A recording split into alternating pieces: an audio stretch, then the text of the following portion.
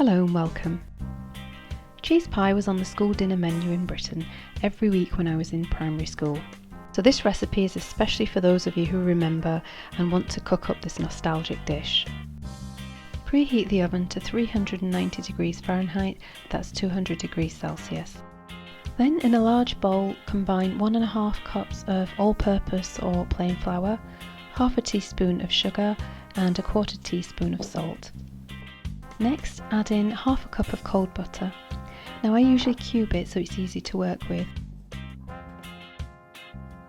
Then rub the butter into the flour mix to form breadcrumbs.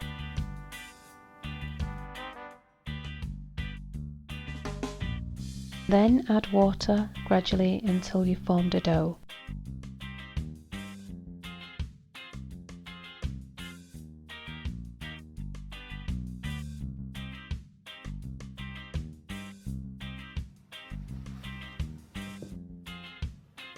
Move the dough onto a floured surface and begin rolling out the pastry for your pie crust. Use your flan or your pie dish to help you roll out to the correct size. And one thing to remember is that the pie crust needs to be just a little larger than the dish, as there will be some shrinking when it's baked.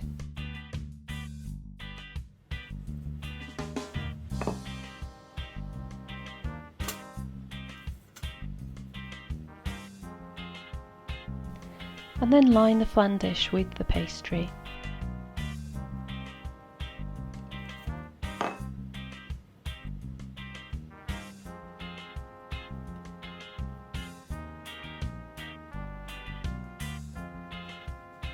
So the pie crust needs to be baked first before we get to the filling.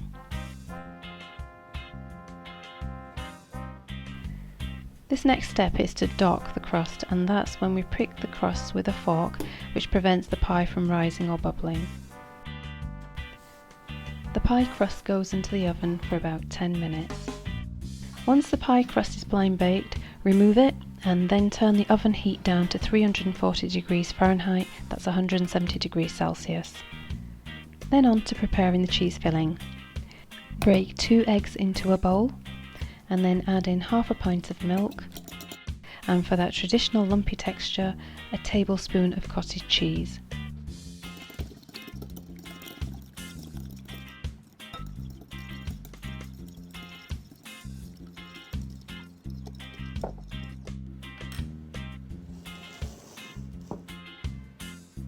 Begin to layer the bottom of the pie with 2 cups of grated cheese.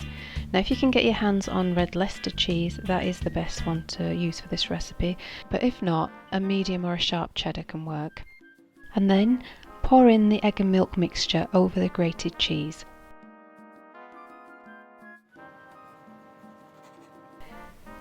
The traditional school cheese pie I remember was baked with tomato slices on top, but if you don't like baked tomatoes you can leave them out.